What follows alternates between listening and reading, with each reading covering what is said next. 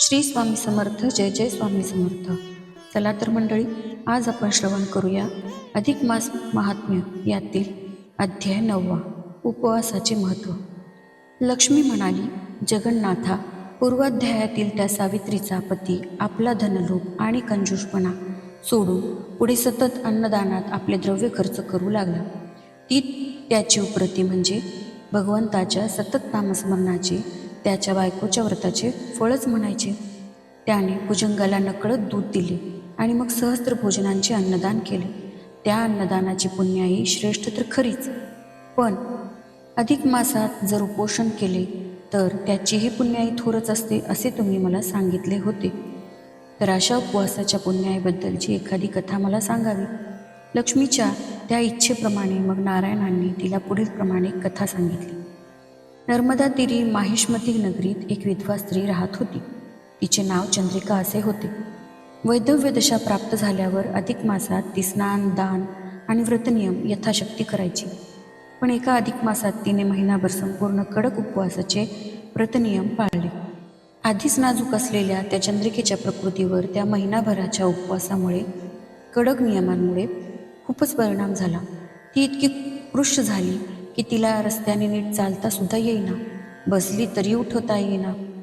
तरी पण ती तशीच दररोजच्या नियमाप्रमाणे भल्या पहाटे नर्मदेवर स्नानाला जायचीच. अधिक मासातील कृष्ण पक्षाचा शेवटचा दिवस, त्या दिवशी नित्यनियमाप्रमाणे भल्या पहाटेच नर्मदेवर चंद्रिका स्नानास गेली. स्नान कसे तरी झाले, पण घरी जाताना ती वाटेतच कोलमडून पडली.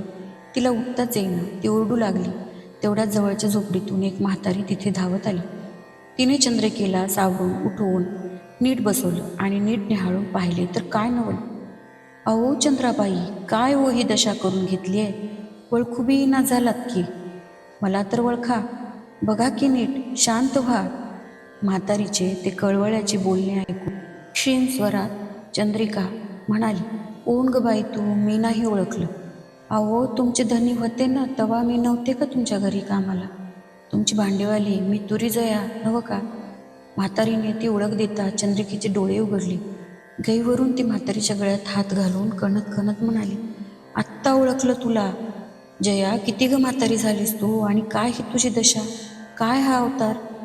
माझं मेलीचं राहू द्या, पण आधी तुमचं सांगा. हे हे तुम्हाला अकाली आलेलं अवकाळ म्हातारपण कशा पायी बरं? तुरी जयाच्या त्या प्रश्नावर चंद्रिका म्हणाली, बाई ग, या अधिक मासात मी महिनाभर कडक उपवासाचे व्रत केले आहे. पोटात अन्नाचा कणही नाही, त्यामुळे ही दशा झाली आहे ग. अव, मग कशाला एवढं कडक व्रत करायचं? जीव जाळून कुठं देव भेटतो होय? मरण येतं लवकरच. चला उठा बरं, माझ्या झोपडीत चला. जरासा भाकर तुकडा खा, पाणी प्या, उपास सोडा, म्हणजे हुशारी येईल. ऐका माझं. जयाच्या त्या बोलण्यावर चंद्रिका उठून म्हणाली, नाही नाही जयाबाई, मी व्रताचा भंग करणार नाही. काय वाटेल ते होऊ दे. मी काही खाल्लं तर माझे उपवास व्रताचे पुण्य लयाला जाईल. तुमचं ते पुण्य लयाला जायच्या आधी मला या जयाला द्या. तेवढंच पुण्य माझ्या तरी पदरी पडल म्हणते. आम्हाला गरीबाला कशाचं व्रत आणि कशाचं पुण्य? सारी पंचायतच चंद्राबाई. हे तुमचं उपासाचं थोडं तर पुण्य मला आज द्याच. त्याच्यामुळं माझ्या पापिनीचा उद्धार होईल. आज ते मोठं पुण्य तुम्हाला लाभेल बघा. जयाची ही विनंती ऐकून चंद्रिका गोंधळली.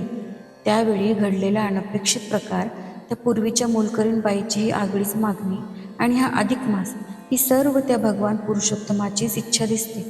त्याशिवाय ही अशी घटना घडलीच नसती, असा विचार चंद्रिकेच्या मनात आला.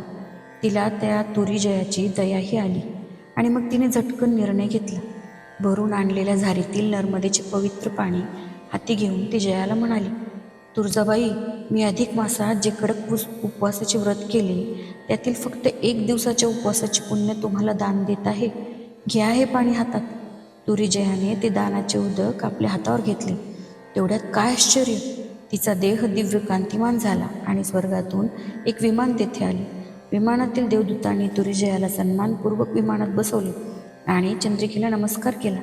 वरवर जाणाऱ्या विमानातून तुरी जयाने हात जोडून चंद्रिकेला नमस्कार केला आणि ती आनंदाने ओरडली, वळख राहू द्या चंद्राबाई, लय उपकार झाले, येते मी. तो अघटित चमत्कार पाहून चंद्रिका आश्चर्याने थक्क झाली. अधिक मासातील एका दिवसाच्या उपवासाची एवढी पुण्याई, तर मग संपूर्ण महिना कडक उपवासाचे केवढे फळ. देवदूतांनी मला का बरं त्या विमानात घेतलं नसेल असा विचार करत ती कशीबशी घरी गेली. चंद्रिकेच्या मनात सारखा तोच विचार यायचा, पण उत्तर सापडत नसे. त्यानंतर 5 अधिक महिने निघून गेले. चंद्रिकेचे व्रत चालूच राहिले. पुढे ती खरोखरच म्हातारी बनली. चंद्रिका एकदा तीर्थयात्रेला काशी वाराणसी क्षेत्री गेली. तिने गंगा स्नान केले, काशी विश्वनाथाचे दर्शन घेतले, क्षेत्रप्रदक्षिणा केली. त्यावेळी आणखी एक चमत्कार झाला.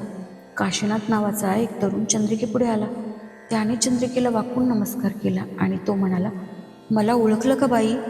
चंद्रिका भांबावली, म्हणाली, नाही बाळ, कोण तू? मग तो काशीनाथ म्हणाला, चंद्राबाई, मी आज जरी असा हा पुरुष दिसतो आहे तरी माझा हा दुसरा जन्म आहे बरं का.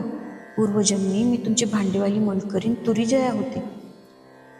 त्या अधिक मासात तुम्ही नदीवरून आंघोळ करून आला होता, वाटेत कोलमडून पडला होता.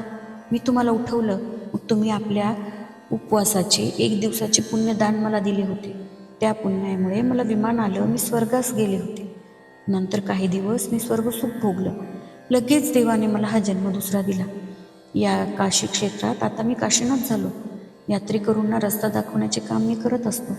तुमचे उपकार म्हणून हा जन्म मला मिळाला. आज तुमचे तापसीचे थोर दर्शन घडले आणि तुम्हाला इथे पाहताच मला माझ्या पूर्वजन्माचे सरळ ज्ञान आले. त्या काशीनाथाने तो सारा वृत्तांत सांगताच आणि त्याने चंद्रकीला थोर तापसी पुण्यवती म्हणताच तिला एकदम गहिवरून आली. तिने काशीनाथाच्या गळ्यात गळा घालून मोठ्यानं हंबरडं फोडला. अगं जया, मी अधिक मासातील फक्त 1 दिवसाचे पुण्य तुला दान दिले आणि त्या तेवढ्या पुण्याईने हा तुला असा उद्धार झाला. पण माझं काय ग? तो देव मला अजून कसा पाहत नाही? अरे काशीनाथा. मग तेथेच काशीनाथाने महादेवाच्या पिंडीची मोठ्या थाटाने स्थापना केली, मंदिर बांधले. मरेपर्यंत तो त्या चंद्रेश्वराचे दर्शन दररोज नित्यनेमाने घेत राहिला. विष्णू म्हणाले, लक्ष्मी, अजूनही काशी क्षेत्रात त्या थोर तापसीच्या स्मरणार्थ असलेल्या चंद्रेश्वर लिंगाचे दर्शन हजारो लोक घेत असतात. आता पुढे 10व्या अध्यायात मौनभोजनाचे महत्त्व आणि आणखी एक कथा सांगणार आहे, ती तू चित्त देऊ नाही. अशा प्रकारे श्री अधिक मास महात्म्य कथासार यातील अध्याय 9 हा इथेच समाप्त होतो.